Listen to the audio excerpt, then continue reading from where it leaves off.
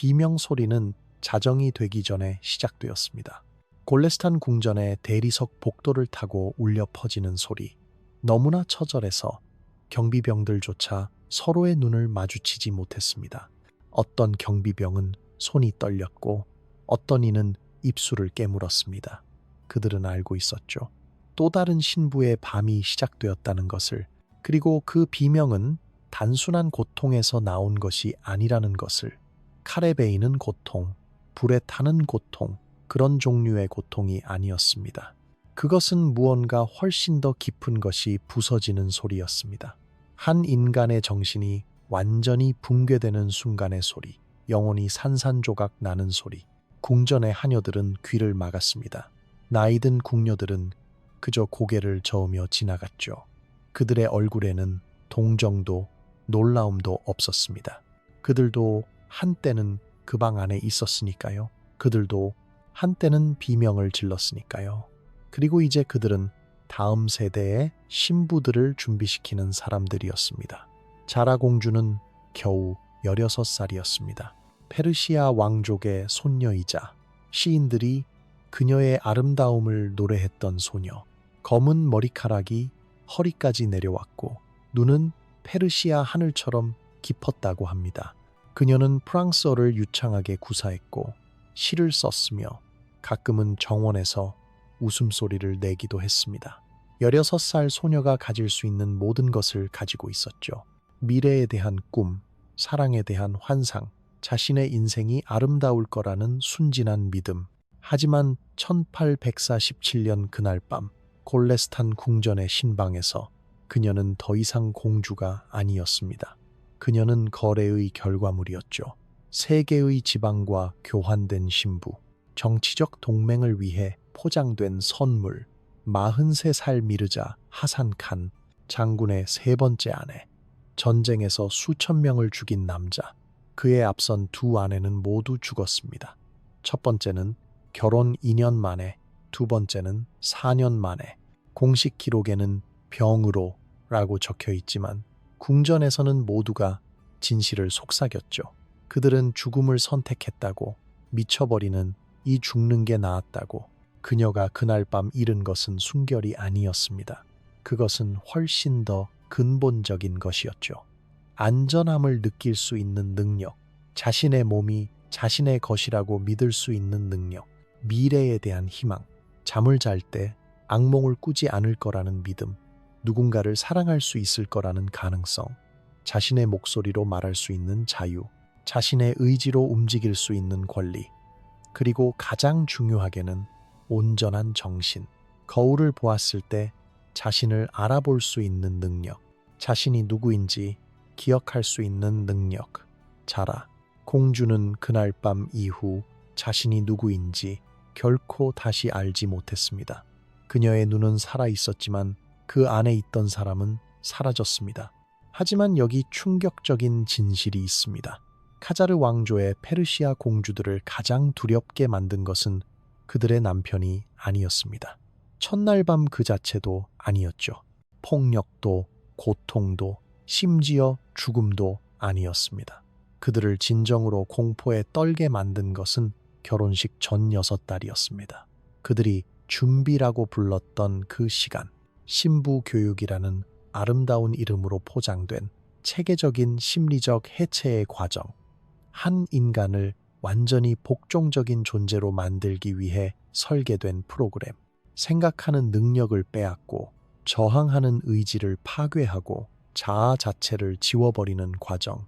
무엇이 왕실의 신부들을 죽음보다 그들의 결혼식 밤을 더 두려워하게 만들었을까요? 어떤 준비가 16살 소녀를 비명을 지르며 자신의 정신이 부서지는 것을 느끼게 만들었을까요? 어떻게 한 궁전의 벽 안에서 교육받은 여성들의 손에 의해 이렇게 완벽한 파괴가 가능했을까요? 그리고 왜 아무도 이것을 멈추지 않았을까요? 자라의 이야기는 하나가 아닙니다. 그녀는 수십 명 중 한 명일 뿐입니다. 아슈라프 공주, 파티마 공주, 노세라트 공주. 그들의 이름은 궁전 기록에 우아하게 적혀 있습니다. 아름다운 결혼식, 고귀한 남편, 행복한 삶, 금으로 장식된 문서들, 축하의 시들, 왕실의 찬사. 하지만 그들의 일기장에는 다른 이야기가 적혀 있었습니다. 점점 흐릿해지는 글씨, 의미를 잃어가는 문장들, 반복되는 악몽의 기록, 그리고 결국에는 완전한 침묵, 빈 페이지들, 쓸 수 있는 능력조차 잃어버린 여자들. 그녀들이 겪은 것은 우연이 아니었습니다. 사고도, 불행도, 운명도 아니었죠. 그것은 체계였습니다. 의도적으로 설계되고 세대를 거쳐 완성되고 무자비하게 실행된 시스템. 심리학이라는 학문이 존재하기도 전에 카자르 왕조는 인간의 정신을 어떻게 완벽하게 부술 수 있는지 정확히 알고 있었습니다. 그들은 실험했습니다. 소녀들의 몸과 마음으로. 그리고 그들은 완벽한 방법을 찾아냈습니다. 흔적을 남기지 않는 방법, 법적으로 문제가 되지 않는 방법, 저항이 불가능한 방법. 이것은 그 이야기입니다. 아름다운 궁전 뒤에 숨겨진 심리적 고문의 역사, 금박으로 장식된 벽 뒤에서 일어난 체계적인 인간성의 말살, 비단 커튼 너머의 비명, 그리고 그 방법들이 어떻게 오늘날까지도 여전히 사용되고 있는지에 대한 이야기. 왜냐하면 카자르 왕조가 발견한 것은 단순한 폭력이 아니었기 때문입니다. 그들이 발견한 것은 흔적을 남기지 않는 파괴였습니다. 몸이 아닌 정신을 부수는 방법, 저항할 의지조차 남기지 않는 방법, 그리고 그것이 가장 무서운 폭력입니다. 가장 효과적인 폭력은 상처를 남기지 않습니다. 그것은 마음속에서 일어납니다. 이 이야기를 이해하려면 먼저 카자르 왕조가 무엇이었는지 알아야 합니다. 1785년부터 1925년까지 거의 140년 동안 페르시아를 지배한 제국 테헤란의 거리를 걸으면 여전히 그들의 흔적을 볼 수 있습니다. 골레스탄 궁전의 거울로 장식된 홀, 햇빛이 반사되어 방 전체가 빛나는 모습, 정교하게 조각된 기둥들, 천장까지 이어지는 벽화들, 아름다움이 권력의 표현이었던 시대, 부가 예술로 변환되었던 시대. 하지만 그 화려함 뒤에는 통제의 시스템이 숨어 있었습니다. 완벽하게 설계된 억압의 건축. 카자르 왕조는 유럽의 궁정들과 교류했습니다. 프랑스 예술가들을 초대했고 그들의 그림을 궁전 벽에 걸었습니다. 영국 외교관들을 맞이했으며 차를 마시며 문명에 대해 토론했습니다. 러시아와 조약을 맺었고 이탈리아 건축가들에게 새로운 궁전을 설계하게 했습니다. 그들은 현대적이라고 스스로를 생각했죠. 계몽되었다고, 문명화되었다고. 하지만 그들의 궁전 안에서, 바로 그 계몽된 홀 너머에서 왕실의 딸들은 상품이었습니다. 거래되고 포장되고 배송되는 물건들, 가격표가 붙은 인간들, 그리고 그 누구도 이것을 이상하게 생각하지 않았습니다. 왜냐하면 이것이 전통이었으니까요. 이것이 문화였으니까요. 페르시아의 왕실 공주들은 자유나 특권 속에 태어나지 않았습니다. 그들은 거래 속에 태어났죠. 출생, 순간부터 그들의 가치가 계산되었습니다. 그들의 결혼은 사랑과 관련이 없었습니다. 그것은 정치였습니다. 순수한, 냉정한, 계산된 정치. 한 공주는 북부의 반란을 진압한 장군에게 보상으로 주어졌습니다. 당신의 충성심에 감사한다. 왕의 조카딸을 받아라. 또 다른 공주는 남부의 부족장에게 동맹의 증표로 보내졌죠. 우리의 혈육을 당신의 가문과 결합시키자. 어떤 공주는 샤의 총애를 받은 관료에게 선물로 주어졌습니다. 생일 선물처럼, 승진 보너스처럼. 그들의 가치는 그들이 가져올 수 있는 충성심으로 측정되었고 그들의 몸은 계약서였습니다. 소녀의 운명은 그녀가 결코 들어갈 수 없는 회의실에서 결정되었습니다. 남자들이 모여 앉아 지도를 펼치고 영토에 대해 논의하고 동맹에 대해 계산하고 그리고 나서 말하는 것입니다. 왕의 조카딸을 주자. 그녀는 15이고 아름답다. 순종적이다. 그것으로 충분할 것이다. 한 인간의 전체 인생이 한 문장으로 결정됩니다. 그녀의 꿈은 중요하지 않습니다. 그녀의 두려움은 고려되지 않습니다. 그녀의 의견은 묻지 않습니다. 아무도 그녀에게 묻지 않았습니다. 심지어 한 번도 자라 공주의 약혼이 발표되었을 때 그녀는 15살과 11달이었습니다. 그녀의 어머니가 그녀를 방으로 불렀고 문을 닫았고 창문을 향해 서서 말했습니다. 너는 미르자 하산칸과 결혼할 것이다. 설명도 위로도 선택도 없었습니다. 그저 사실의 진술, 자라는 그가 누구인지 알았습니다. 궁전의 모든 사람이 그를 알았죠. 전쟁 영웅, 샤의 총애를 받는 신하, 그리고 2명의 죽은 아내를 가진 남자. 첫 번째는 결혼 2년 만에, 두 번째는 4년 만에 공식. 기록에는 병으로라고 적혀 있지만 궁전에서는 모두가 진실을 속삭였습니다. 그녀는 질문을 하려고 했습니다. 왜요? 제가. 하지만 그녀의 어머니는 손을 들어 그녀를 막았습니다. 날카롭게. 이것이 내의 의무다. 왕실의 딸로서 명예롭게 여겨라. 그리고 나가버렸습니다. 대화는 끝났습니다. 자라의 인생도 끝났습니다. 약혼 후 궁전의 분위기가 변했습니다. 자라에게 있어서 그녀는 더 이상 정원을 자유롭게 걸을 수 없었습니다. 항상 누군가가 그녀를 지켜보았죠. 그림자처럼 따라다니는 나이든 하녀. 그녀는 더 이상 친구들과 웃을 수 없었습니다. 그것은 품이 없는 행동이라고 여겨졌으니까요. 약혼한 여자는 진지해야 했습니다. 조용해야 했습니다. 그녀는 더 이상 프랑스어 교사와 시에 대해 이야기할 수 없었습니다. 그녀의 교육은 끝났습니다. 네게 더 이상 책은 필요 없다. 라고 그들은 말했습니다. 이제 다른 종류의 교육이 시작될 시간이었습니다. 준비라고 불리는 것. 하지만 무엇을 위한 준비였을까요? 결혼? 아니요. 그것은 훨씬 더 어두운 무언가를 위한 준비였습니다.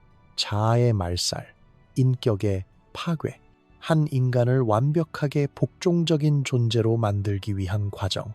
그리고 이 모든 것이 전통으로 포장되었습니다. 문화로, 여성성으로, 좋은 아내가 되는 법을 배우는 것이라고 그들은 말했습니다. 존경받는 여성이 되는 법이라고. 하지만 실제로는 무엇이었을까요? 그것은 심리적 엔지니어링이었습니다. 저항을 지우기 위해 설계된 시스템, 의지를 파괴하기 위한 프로그램, 그리고 그 시스템은 완벽했습니다. 왜냐하면 그것은 세대를 거쳐 발전되어 왔으니까요. 수백 명의 소녀들로 테스트되고 개선되고 완성되었습니다. 카자르 왕조는 인간의 정신을 부수는 과학을 발견했습니다. 그리고 그들은 그것을 왕실의 신부들에게 적용했습니다. 체계적으로, 무자비하게, 완벽하게. 그리고 그 준비는 약혼이 발표된 다음 날 시작되었습니다. 자라가 아침 식사를 위해 방에서 나왔을 때 3명의 여자가 그녀를 기다리고 있었습니다. 그들은 자신을 소개했죠. 신부의 감독관, 의례의 여교사, 품위의 수호자, 아름다운 직함들, 우아하게 들리는 이름들. 하지만 그들의 눈은 차갑고 딱딱했습니다. 돌처럼. 그들의 목소리에는 온기가 없었습니다. 그들은 한때 자라와 같은 위치에 있었던 여자들이었습니다. 한때 그들도 15이나 16살이었고 약혼했고 겁에 질려 있었습니다. 한때 그들도 울었고 저항하려 했고 자유를 원했습니다. 하지만 이제 그들은 다른 쪽에 있었죠. 가해자의 편에. 생존자가 아니라 공범자로. 그들은 살아남기 위해 시스템의 일부가 되기로 선택했습니다. 그리고 이제 그들은 다음 세대를 부수는 일을 했습니다. 그들의 진짜 임무는 무엇이었을까요? 그것은 왕실 신부들의 정신, 언어, 정체성을 체계적으로 해체하는 것이었습니다. 생각하는 능력을 빼앗고, 느끼는 능력을 마비시키고, 저항하는 의지를 완전히 파괴하는 것. 그리고 그들은 자신들의 일을 매우 잘 알고 있었습니다. 왜냐하면 그들도 같은 과정을 겪었으니까요. 그들은 무엇이 효과가 있는지 알았습니다. 어떤 말이 소녀를 가장 깊이 상처 입히는지, 어떤 침묵이 가장 무섭게 느껴지는지, 무엇이 소녀를 가장 빠르게 부수는지, 무엇이 저항을 불가능하게 만드는지 그들은 전문가들이었습니다. 인간 정신 파괴의 전문가들. 첫 번째 단계는 언어의 제거였습니다. 자라에게 말할 수 있는 것은 43개의 문구로 제한되었습니다. 예, 부인, 아니요, 부인, 감사합니다. 용서해 주십시오. 제가 잘못했습니다. 명령대로 하겠습니다. 이해했습니다. 그 외의 모든 것은 금지되었습니다. 그녀는 질문을 할 수 없었습니다. 의견을 표현할 수 없었습니다. 자신의 감정을 말할 수 없었습니다. 자신의 경험을 설명할 수 없었습니다. 심지어 날씨에 대해서도, 음식에 대해서도, 정원에 대해서도 말할 수 없었죠. 43개의 문구. 그것이 그녀에게 허락된 전부였습니다. 그것이 그녀의 전체 언어였습니다. 처음에는 작은 것처럼 보였습니다. 그냥 예의 바른 언어를 배우는 것처럼, 공손함의 훈련처럼. 하지만 그것은 작은 것이 아니었습니다. 그것은 전혀 작은 것이 아니었죠. 언어는 생각입니다. 언어는 의식 자체입니다. 우리가 말할 수 없는 것은 생각할 수 없게 됩니다. 단어를 잃으면 개념을 잃습니다. 개념을 잃으면 자아를 잃습니다. 자라가 나는 두렵다라고 말할 수 없을 때 그녀는 점점 자신이 두렵다는 것을 이해하지 못하게 되었습니다. 감정이 이름을 잃으면 그것은 형체 없는 불안이 됩니다. 정의할 수 없고 따라서 다룰 수 없는 그녀가 나는 원하지 않는다라고 말할 수 없을 때 그녀는 자신의 의지가 무엇인지 잊기 시작했습니다. 욕망이 언어를 잃으면 그것은 사라집니다. 언어의 제거는 정체성의 제거였습니다. 천천히, 체계적으로, 되돌릴 수 없게, 그리고 고립이 처벌로 사용되었습니다. 자라가 허락되지 않은 문구를 사용하면 실수로라도, 습관적으로라도 그녀는 침묵 속에 갇혔습니다. 며칠 동안 아무도 그녀에게 말을 걸지 않았습니다. 식사는 그녀의 방문 앞에 남겨졌지만 누구도 들어오지 않았습니다. 누구도 그녀를 보지 않았습니다. 복도에서 그녀와 마주친 사람들은 그녀를 통과해서 보았습니다. 마치 그녀가 공기인 것처럼 그녀는 유령이 되었습니다. 보이지 않고 들리지 않고 존재하지 않는 것처럼 인간은 사회적 동물입니다. 우리는 연결이 필요합니다. 인정이 필요합니다. 우리가 존재한다는 확인이 필요합니다. 고립은 고문입니다. 특히 16살 소녀에게는, 특히 겁에 질려 있고 혼란스럽고 이미 모든 것을 잃어가고 있는 소녀에게는 준비실에는 다른 소녀들도 있었습니다. 6명의 공주들, 각자 다른 단계의 준비 과정에 있었죠. 어떤 소녀는 방금 시작했고 아직 눈에 생기가 있었습니다.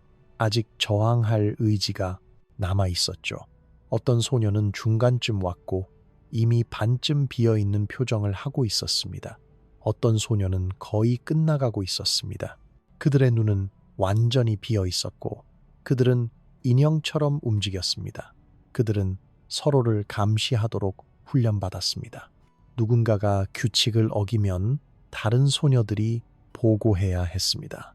보고하지 않으면 그들도 처벌받았죠. 같은 처벌을, 같은 고립을, 같은 침묵을. 그래서 그들은 서로를 경계했습니다. 친구가 될 수 없었습니다. 신뢰할 수 없었습니다. 위로할 수 없었습니다. 각자가 다른 이들의 간수가 되었습니다. 피해자이면서 동시에 감시자, 죄수이면서 동시에 교도관. 자라는 빠르게 배웠습니다. 연결은 위험하다는 것을. 다른 소녀에게 눈을 마주치는 것조차 위험했습니다. 왜냐하면 그것은 공감을 의미할 수 있었고 공감은 금지되어 있었으니까요. 눈물을 보이는 것은 약함이었고 약함은 처벌받았습니다. 미소를 짓는 것은 부적절함이었고 부적절함은 용납되지 않았습니다. 그래서 그녀는 침묵 속으로 물러났습니다.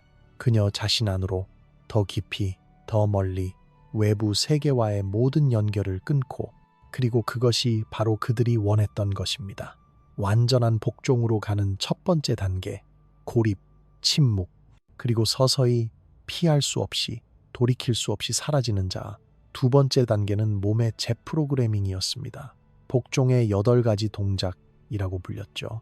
매일 오전 4시간, 오후 3시간, 잘하는 이 동작들을 끊임없이 반복해야 했습니다. 첫 번째 동작, 절. 머리를 정확히 45도 숙이고 등은 곧게 펴고 3초 동안 유지하고 천천히 올립니다. 너무 빠르면 다시, 너무 느리면 다시. 두 번째 동작, 후퇴.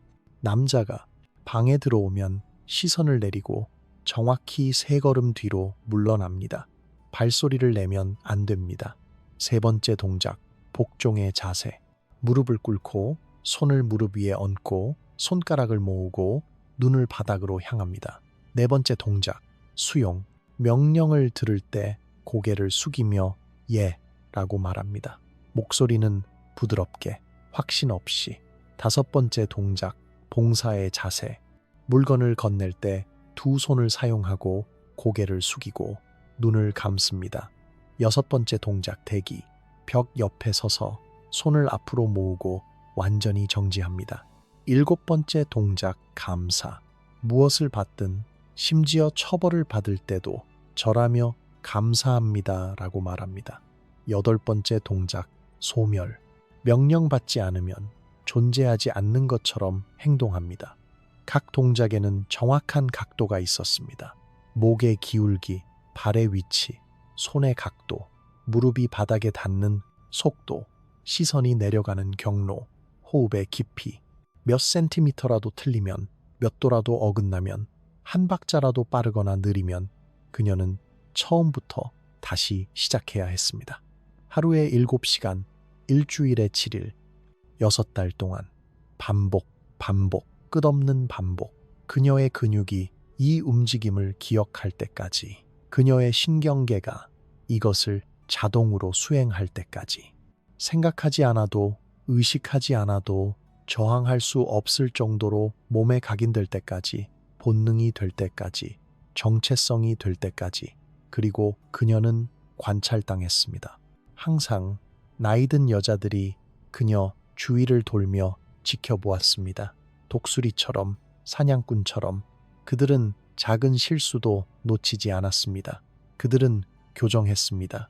냉소적인 웃음과 함께, 경멸적인 한숨과 함께. 아니, 더 낮게. 네 목은 아직도 너무 높다. 네가 생각이라도 하는 것처럼 보인다.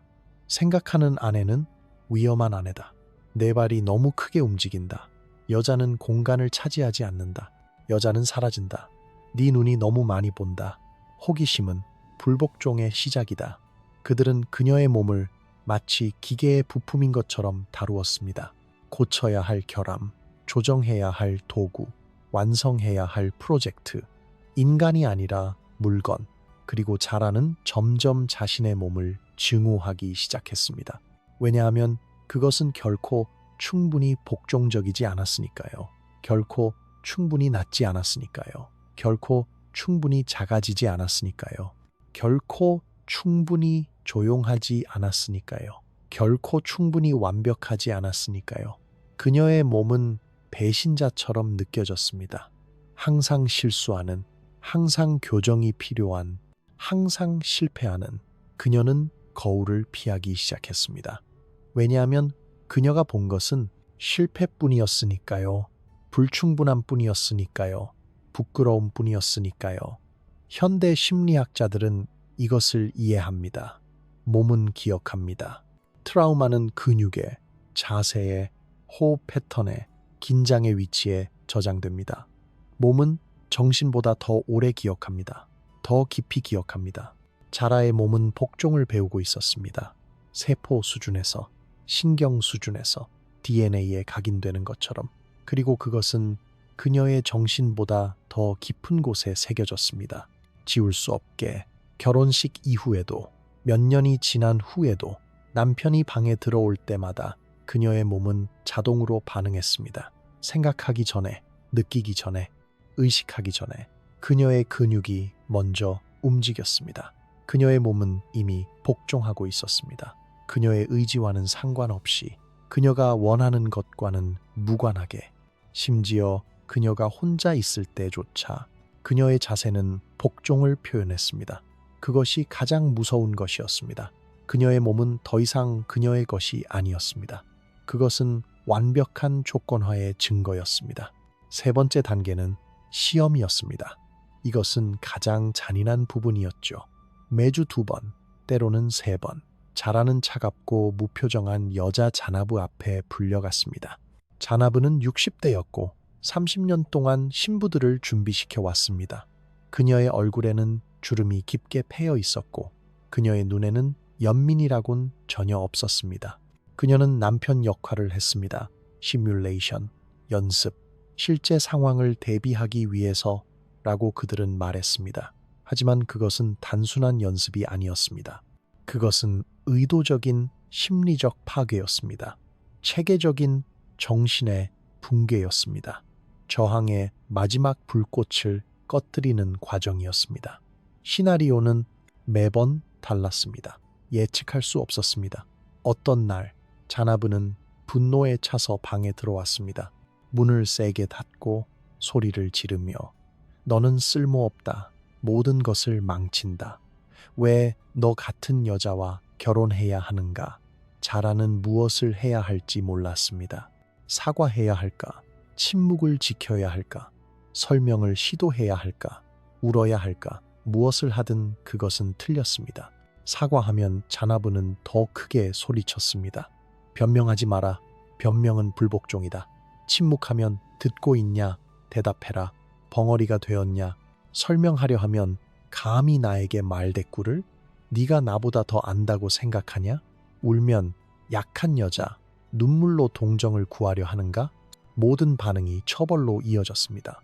모든 선택이 잘못된 선택이었습니다. 다른 날 자나부는 모순된 명령을 내렸습니다. 여기 앉아라. 자라가 앉으려.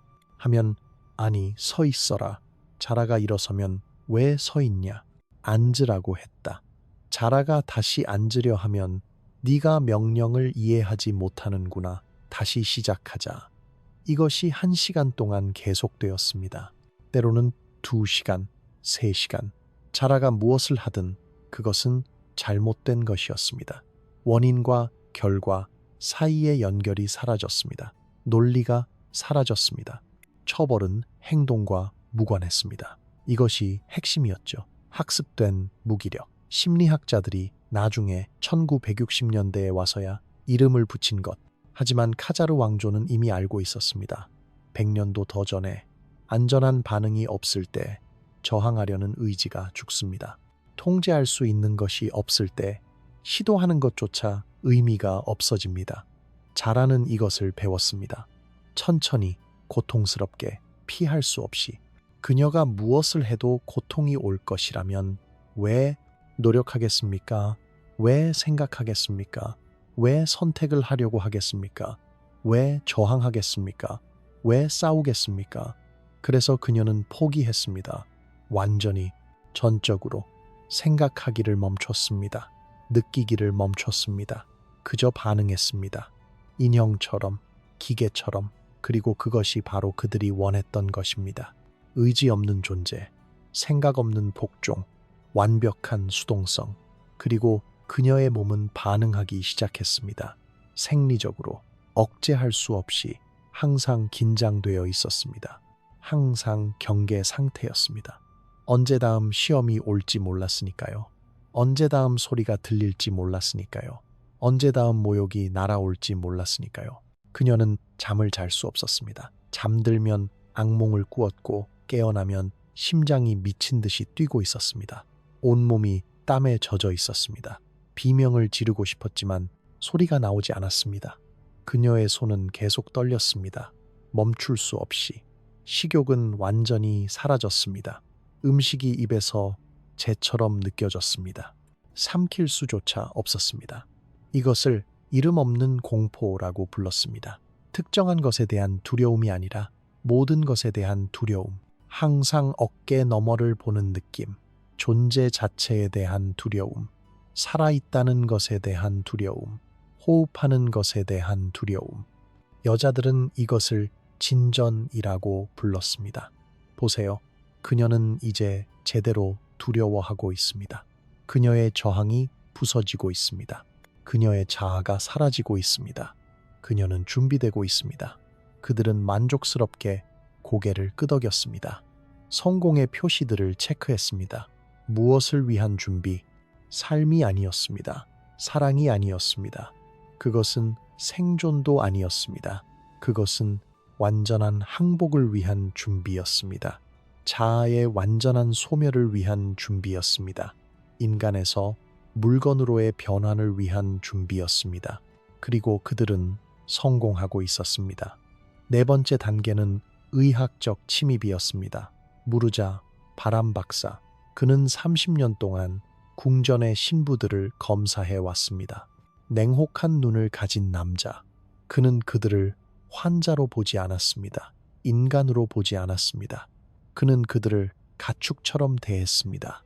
검사해야 할 물건들, 측정해야 할 자산들, 평가해야 할 재산들. 검사는 예고 없이 왔습니다. 이것이 의도적이었습니다. 자라가 방에 있을 때 갑자기 문이 열렸습니다. 노크도 없이, 경고도 없이 박사가 들어왔고 2명의 간호사가 따라왔습니다. 그들의 얼굴은 돌처럼 굳어 있었습니다. 옷을 벗어라 설명도 없었습니다. 준비할 시간도 없었습니다. 그저 명령, 차갑게, 임상적으로, 감정 없이 그는 그녀의 몸을 측정했습니다. 키, 몸무게, 팔 길이, 다리 길이, 허리 둘레, 골반 너비, 마치 가구를 측정하듯, 마치 말을 평가하듯 그는 메모했습니다. 무표정한 얼굴로 페니 종이에 긁히는 소리만 들렸습니다. 적합하다라고 그는 마침내 말했습니다. 출산에 적합하다, 건강하다, 사용 가능하다. 그녀는 사람이 아니었습니다. 그녀는 기능이었습니다. 용도였습니다. 도구였습니다. 때때로 검사는 더 침습적이었습니다. 그는 질문을 했습니다. 그녀의 주기에 대해, 그녀의 몸에 대해, 그녀가 대답할 수 없는 질문들. 왜냐하면 그녀에게는 그런 것들에 대한 언어가 제거되었으니까요. 그래서 그녀는 더듬거렸고 그는 한숨을 쉬었습니다. 짜증스럽게, 무지한 소녀. 그러나 그들이 그녀를 무지하게 만들었습니다. 일부러 예측 불가능성이 트라우마를 증폭시켰습니다.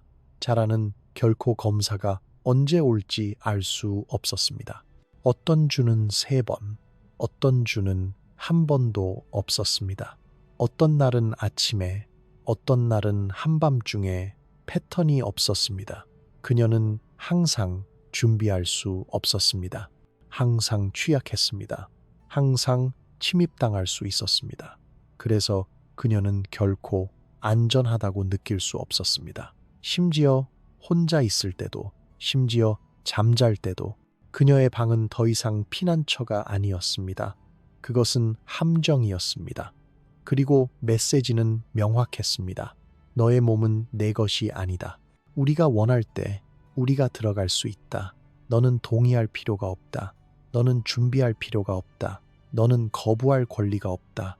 너는 소유물이다. 재산이다. 그리고 재산은 권리가 없다. 자라는 해리하기 시작했습니다. 심리학 용어로 해리는 생존 메커니즘입니다. 견딜 수 없는 것을 견디기 위해 정신은 몸에서 분리됩니다. 의식이 떠납니다. 검사 중에 자라는 천장을 보았습니다. 천장에 균열을 세었습니다. 하나, 둘, 셋. 그녀는 그곳에 있지 않았습니다. 그녀의 몸이 거기 있었지만 그녀는 아니었습니다. 그녀는 떠났습니다. 어딘가로, 아무데도 아닌 곳으로, 안전한 곳으로, 아무것도 그녀에게 닿을 수 없는 곳으로. 하지만 대가가 있었습니다. 해리는 단기적으로는 보호하지만 장기적으로는 파괴합니다. 자라는 자신의 몸과의 연결을 잃었습니다. 영구적으로 그녀는 자신이 배고픈지 알 수 없었습니다. 아픈지 알 수 없었습니다. 춥거나 더운지 알 수 없었습니다. 그녀의 몸에서 일어나는 일을 느낄 수 없었습니다. 그녀는 유령이 되었습니다. 자신의 삶 속에, 자신의 몸 속에, 그리고 그것은 결코 치유되지 않았습니다. 그리고 지침 세션이 있었습니다. 나이든 여자들이 그녀에게 의무에 대해 말했습니다. 결혼 의무, 추상적으로, 은유로, 수수께끼로. 그들은 명확하게 설명하지 않았습니다. 하지만 그들은 충분히 말했습니다. 두려움을 심기에 충분히 암시했습니다. 공포를 키우기에 그녀가 무엇을 기대해야 하는지 정확히 알지 못했습니다. 하지만 그녀는 그것이 끔찍할 것이라는 것을 알았습니다. 고통스러울 것이라는 것을, 그녀가 저항할 수 없을 것이라는 것을, 그리고 그 모호함이 공포를 증폭시켰습니다. 알려진 것보다 알려지지 않은 것이 더 무섭습니다. 상상이 현실보다 더 어둡습니다. 그리고 마침내 그날이 왔습니다. 결혼식 6달의 준비 후에 자라는 16살이었습니다. 그리고 그녀는 더 이상 자라가 아니었습니다. 거울을 보면 낯선 사람이 보였습니다. 그녀의 눈은 비어 있었습니다. 그녀의 몸은 움직였지만 그 안에는 아무도 없었습니다. 영혼이 사라진 껍데기. 결혼식은 화려했습니다. 수백 명의 손님들, 테헤란의 모든 귀족들, 금박으로 장식된 홀, 천장에 매달린 샹들리에, 음악과 춤과 웃음, 그리고 중앙에 자라가 있었습니다. 하얀 비단 드레스를 입고 금 자수로 장식되고 진주와 에메랄드로 덮여 있었습니다. 그녀는 아름다웠습니다. 인형처럼 아름다웠습니다. 살아있지 않은 것처럼 아름다웠습니다. 완벽하게 조각된 상처럼 의식 내내 그녀는 말하지 않았습니다. 그녀는 그럴 필요가 없었습니다. 다른 사람들이 그녀를 위해 말했습니다. 그녀의 아버지가 말했습니다. 이맘이 말했습니다. 미르자 하산 칸이 말했습니다. 그녀의 동의는, 그것은 그녀의 삼촌이 그녀를 가볍게 팔꿈치로 찌를 때 나왔습니다. 그녀가 거의 들리지 않게 속삭였을 때, 예, 그것이 전부였습니다. 한 단어, 그녀의 전체 미래를 봉인하는, 그녀의 운명을 확정하는. 하지만 그녀는 진정제를 먹었습니다. 그들은 그녀에게 차를 주었습니다. 의식 전에 진정하기 위해서라고 그들은 말했습니다. 긴장을 풀기 위해서. 그래서 의식은 안개 속에서 일어났습니다. 모든 것이 흐릿했습니다. 그녀는 거기 있었지만 거기 있지 않았습니다. 그녀는 보았지만 보지 못했습니다. 그녀는 들었지만 이해하지 못했습니다. 시간이 이상하게 흘렀습니다. 빠르고 느리게, 동시에. 그리고 나서 신방, 그들이 그녀를 데려갔습니다. 복도를 따라, 계단을 올라, 빨간 비단벽, 금으로 장식된 천장, 촛불들이 그림자를 만들었습니다. 춤추는 것처럼, 위협적인 것처럼. 장미향이 너무 강했습니다. 질식할 것 같았습니다. 침대는 거대했습니다. 빨간 시트, 하얀 베개, 아름다움이 추악하게 만들어진 방, 아름다움이 무기가 된 공간. 그녀는 혼자 거기 앉아 있었습니다. 침대 가장자리에 기다리며 손이 떨렸습니다. 심장이 너무 빠르게 뛰었습니다. 지침들이 그녀의 머리에서 울렸습니다. 자나브의 목소리, 다른 여자들의 목소리. 저항하지 마라, 울지 마라, 소리를 내지 마라. 그가 원하는 것을 해라. 네 의무를 받아들여라. 좋은 아내가 되어라. 이것이 네 목적이다. 미르자 하산칸이 들어왔습니다. 문이 열렸고 닫혔습니다. 43살, 거대한 남자, 넓은 어깨, 딱딱한 얼굴. 그는 그녀를 보았습니다. 그리고 무언가가 그의 눈에서 스쳤습니다. 만족? 소유? 승리? 그는 다가왔습니다. 천천히. 그의 발걸음이 바닥에서 울렸습니다. 일어난 일은 기계적이었습니다. 차갑게, 빠르게, 감정 없이. 그는 그녀를 사람으로 보지 않았습니다. 그는 그의 권리를 행사했습니다. 그의 소유물을 사용했습니다. 그의 재산을 취했습니다. 그리고 자라는 그녀는 사라졌습니다. 완전히. 그녀는 천장을 보았습니다. 그녀는 균열을 세었습니다. 하나, 둘, 셋, 넷. 그녀는 어딘가 다른 곳에 있었습니다. 정원에, 프랑스어 수업에, 시를 쓰던 곳에. 그녀의 몸은 거기 있었지만 그녀는 아니었습니다. 그녀는 떠났습니다. 도망쳤습니다. 그리고 나서 비명이 났습니다. 갑자기, 예상치 못하게. 그것은 그녀에게서 나왔지만 그녀가 만든 것이 아니었습니다. 그것은 더 깊은 곳에서 나왔습니다. 원초적인 곳에서 6달 동안 억압된 모든 공포, 모든 고통, 모든 상실, 모든 분노, 그것이 한 번에 터져 나왔습니다. 해리가 무너졌을 때, 방어막이 실패했을 때, 보호가 사라졌을 때, 그리고 그녀는 모든 것을 느꼈습니다. 한꺼번에, 압도적으로 그녀의 정신은 산산조각 났습니다. 문자 그대로, 비유가 아니라 그 순간 자라 공주는 죽었습니다. 아니, 죽음보다 더 나쁜 것. 그녀는 빈 껍데기가 되었습니다. 살아있지만 죽은, 움직이지만 느끼지 못하는, 호흡하지만 살아있지 않은, 존재하지만 존재하지 않는. 궁전의 반응은 더 많은 진정제였습니다. 연민이 아니었습니다. 이해가 아니었습니다. 더 많은 약, 침묵의 명령, 문을 닫는 것. 이것은 정상이다 라고 그들은 말했습니다. 모든 신부가 이것을 겪는다. 그녀는 적응할 것이다. 시간이 지나면, 하지만 자라는 결코 적응하지 않았습니다. 어떻게 할 수 있었겠습니까? 적응할 자아가 남아있지 않았으니까요. 회복할 정신이 없었으니까요. 자라의 성공적인 삶이 그 후에 펼쳐졌습니다. 4명의 아이들을 낳았습니다. 하나, 둘, 셋, 넷. 그녀는 좋은 어머니였습니다. 아이들을 돌보았습니다. 먹였습니다. 입혔습니다. 하지만 그녀는 그들을 사랑할 수 없었습니다. 어떻게 할 수 있었겠습니까? 사랑할 자아가 남아있지 않았으니까요. 완벽하게 복종적인 아내였습니다.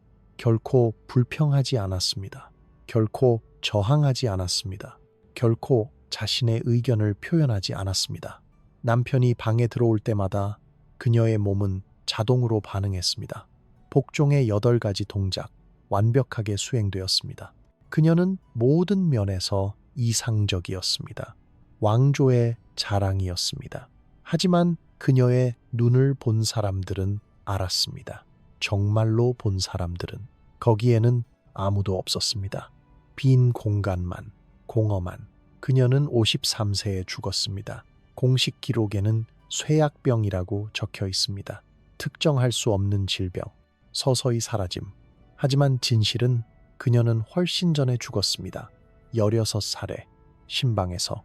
그녀의 몸은 단지 따라잡는데 37년이 걸렸을 뿐입니다.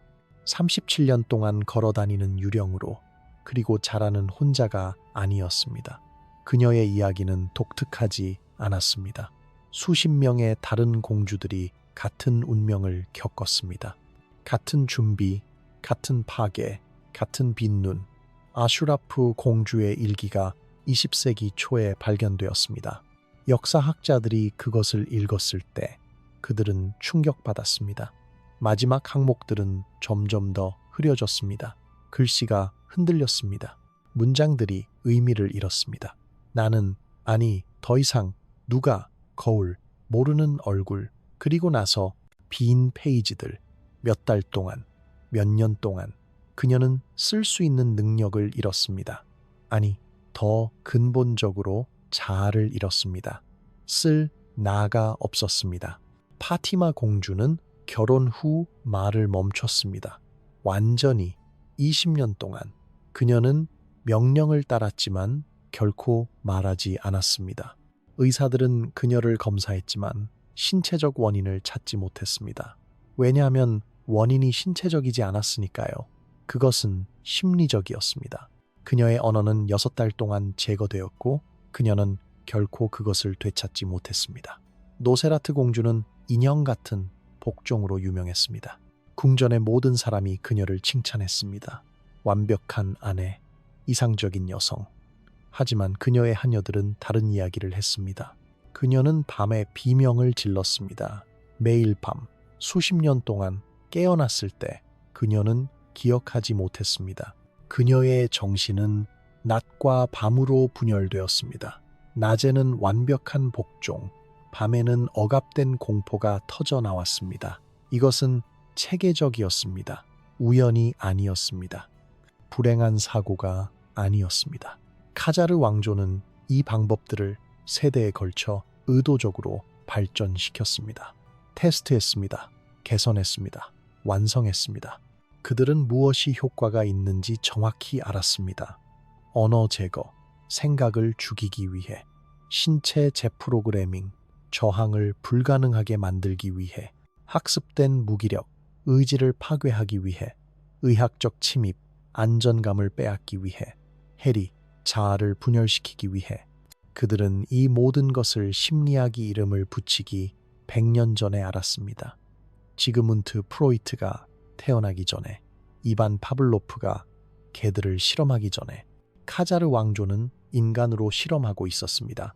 그리고 그들은 완벽한 방법을 찾았습니다. 그리고 저항은 있었습니다. 일부 공주들은 싸우려 했습니다. 한 소녀는 결혼식 날 도망치려 했습니다. 그녀는 찾아졌습니다. 그 후 그녀는 완전히 고립되었습니다. 6개월 동안 아무도 그녀와 말하지 않았습니다. 아무도 그녀를 보지 않았습니다. 그녀가 다시 나타났을 때 그녀는 변했습니다. 완전히 순종적으로, 완전히 부서져서. 또 다른 소녀는 자살을 시도했습니다. 그녀는 살았습니다. 하지만 그 후 그녀는 24시간 감시를 받았습니다. 그녀의 삶은 감옥이 되었습니다. 그리고 메시지는 명확했습니다. 저항은 쓸모없습니다. 도망은 불가능합니다. 심지어 죽음조차 허락되지 않습니다. 그리고 순환이 계속되었습니다.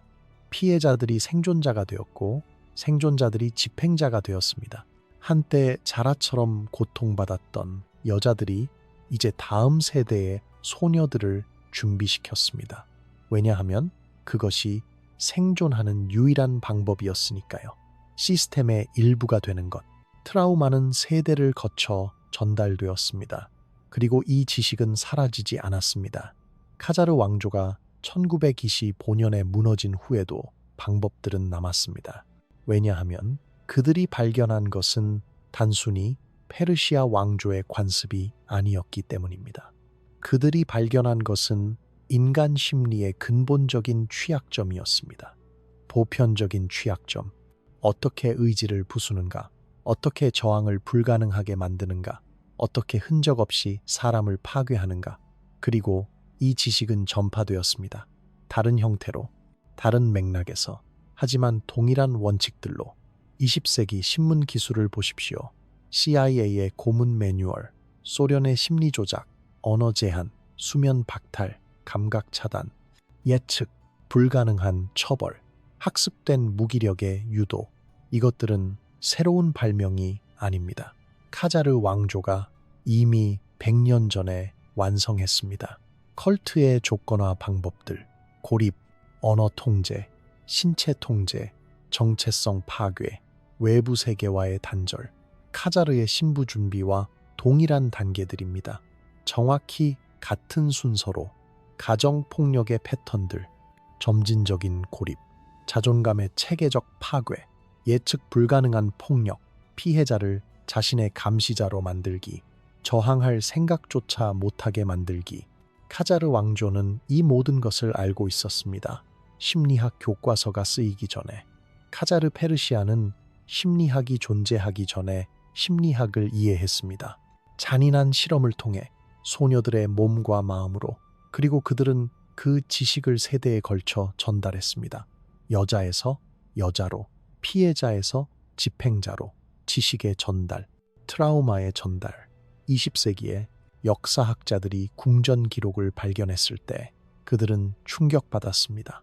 1960년대와 1970년대 페르시아 왕실 문서고가 마침내 공개되었을 때 그것이 얼마나 체계적이었는지, 얼마나 의도적이었는지, 얼마나 정교하게 설계되었는지 상세한 매뉴얼들이 있었습니다. 각 단계를 설명하는, 각 방법을 정당화하는. 이것은 우연한 잔인함이 아니었습니다. 이것은 문화적 관습이 아니었습니다. 이것은 설계된 시스템이었습니다. 문서화된 시스템이었습니다. 인간 파괴의 과학이었습니다. 그리고 그것은 효과가 있었습니다. 완벽하게.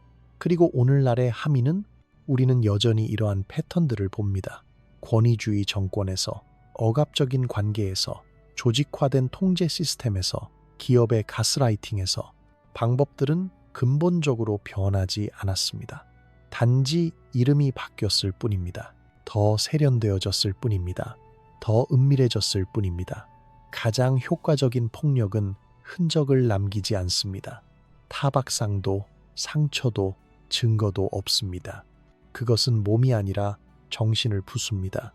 저항의 가능성 자체를 제거합니다. 그리고 그것이 가장 무서운 것입니다.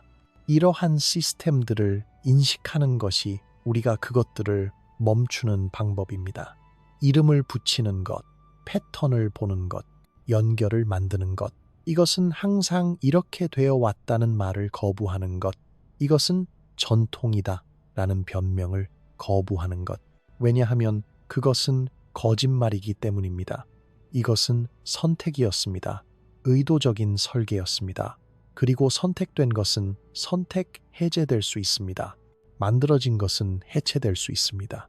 자라 공주와 그녀 같은 수십 명의 이야기는 과거에만 관한 것이 아닙니다.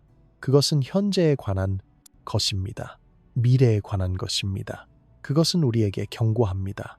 통제가 어떻게 작동하는지, 억압이 어떻게 보이는지, 그것이 얼마나 점진적인지, 얼마나 보이지 않는지, 그리고 가장 중요하게 침묵이 어떻게 그것을 가능하게 하는지, 비밀이 어떻게 그것을 보호하는지, 이 이야기들을 기억하는 것, 말하는 것, 공유하는 것, 패턴을 인식하는 것, 그것이 우리가 할 수 있는 일입니다. 왜냐하면 가장 효과적인 폭력은 상처를 남기지 않지만 가장 강력한 저항은 진실을 말하는 것이기 때문입니다. 침묵을 깨는 것이기 때문입니다. 이름을 붙이는 것이기 때문입니다. 이 영상이 도움이 되었다면 좋아요를 눌러주시고 구독 버튼을 눌러 과거의 더 많은 이야기들을 받아보세요. 채널 멤버십 프로그램에 가입하시면 새로운 영상을 조기에 접근하실 수 있고 이 채널을 지원하실 수 있습니다. 댓글로 여러분의 생각을 공유해 주세요. 우리가 함께 이야기할 때 침묵은 깨집니다.